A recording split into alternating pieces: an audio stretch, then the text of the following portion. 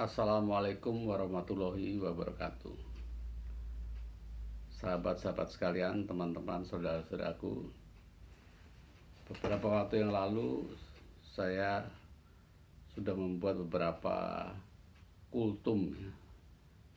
Tapi sempat terhenti dan sekarang saya ingin memulainya lagi. Saya ingin mengulangi lagi bahwa saya bukan seorang ustadz, bukan seorang ulama, apalagi bukan seorang yang mempelajari mendalami agama saya Islam. Saya orang biasa yang mencari sendiri nilai-nilai agama itu, dan saya kembali jelaskan bahwa berpegang suatu ayat atau hadis kalau nggak salah, bahwa sampaikanlah walaupun satu ayat. Kemudian juga ada hadis yang lain, kalau kita menyampaikan sesuatu dengan niat yang baik, maka kita pasti akan mendapat pahala. Kalau itu salah, pahalanya 1, kalau itu benar, pahalanya 2. Insya Allah kultum saya ini bisa memberi manfaat kepada teman-teman sekalian. Saya akan membahas surat yang ya selalu kita baca setiap hari dalam kita sholat, yaitu surat Al-Fatihah, ya. Jadi pernah kalau salah dalam satu hadis atau di Quran sendiri menyebutkan bahwa sebetulnya Quran ini hanyalah pengulangan dari 7 ayat. Ayat yang diulang-ulang itu ada dalam Al-Quran. Dan saya kira banyak musafir atau penafsir-penafsir yang sudah memberikan tafsirannya tentang ayat ini, ya. Nah, saya juga ingin memberikan pemahaman saya. Saya merasakan bahwa ayat-ayat Al-Quran ini intinya sebetulnya ada di umul Quran itu, yaitu Al-Fatihah. Semuanya terkait dengan itu sebetulnya, ya. Setelah saya rasakan, ya.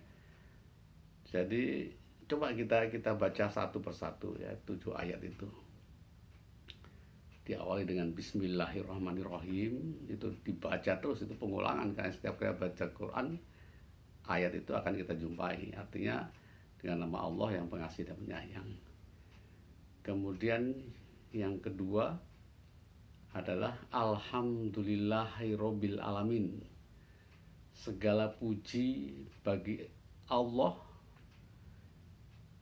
yang menguasai seluruh alam. Jadi Allah itu menguasai alam semesta. Itu di ayat-ayat yang lain banyak sekali disebutkan bahwa Allah yang mengedarkan matahari, Allah yang menciptakan langit, bumi dan langit dan seisinya. Banyak sekali Al-Quran yang menceritakan tentang kebesaran alam alam semesta ini, yang itu mensiratkan bagi orang beriman bahwa ini adalah membuat kita memuji.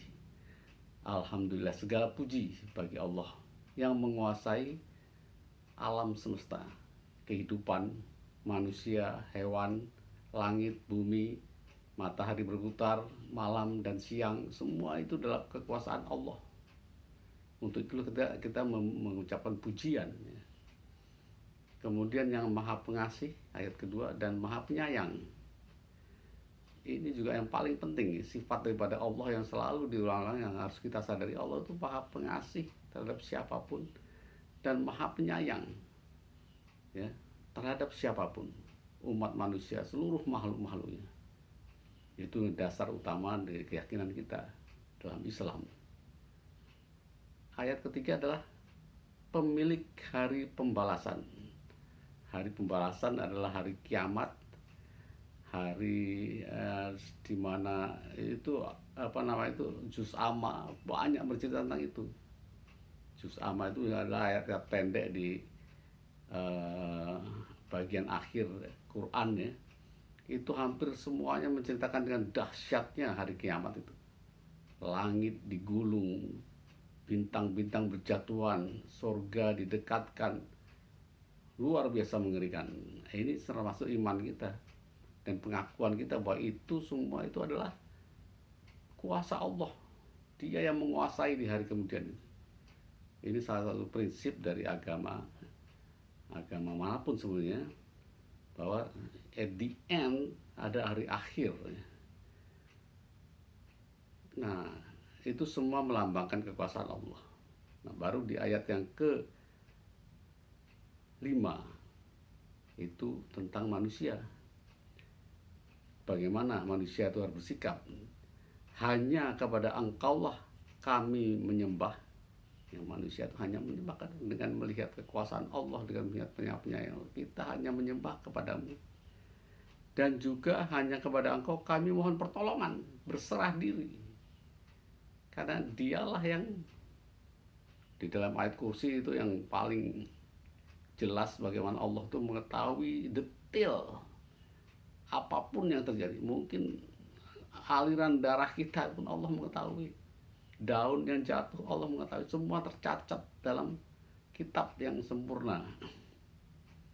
Oleh karena ya kita hanya memohon hanya kepada Allah.